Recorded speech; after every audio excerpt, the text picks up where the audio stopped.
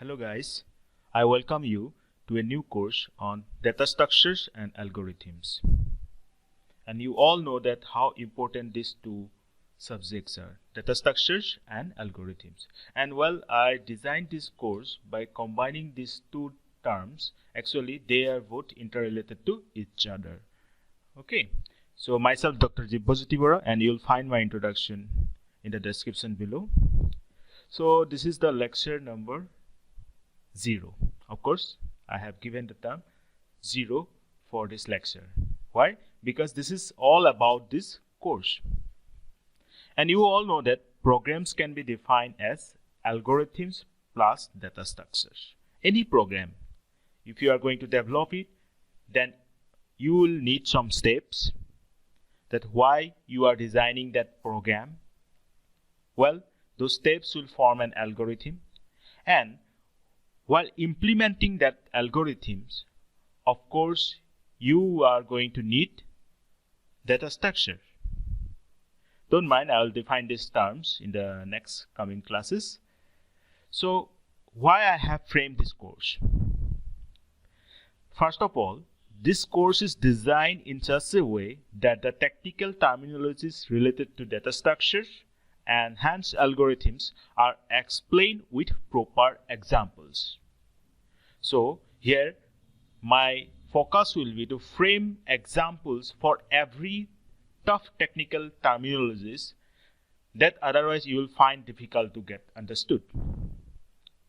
So with examples, I'll lead you through those concepts, and that will help you to understand the basics idea behind those terms.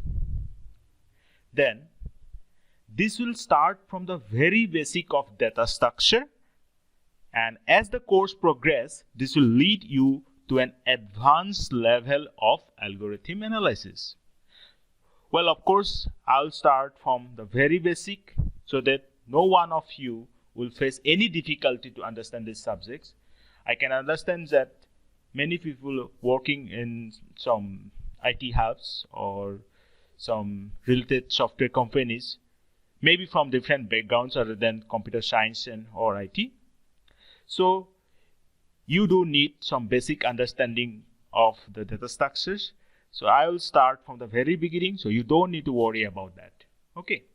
So I'll start from very ABCD of this data structures and algorithm and lead you to an advanced level so that you can yourself design some algorithm and analyze the same.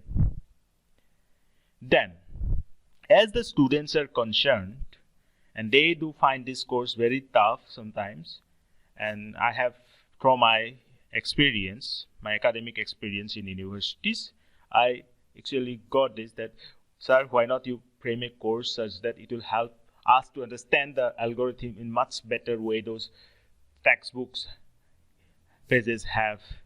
Okay, so, well, taking that point under consideration, so I try to frame this course in much easier way.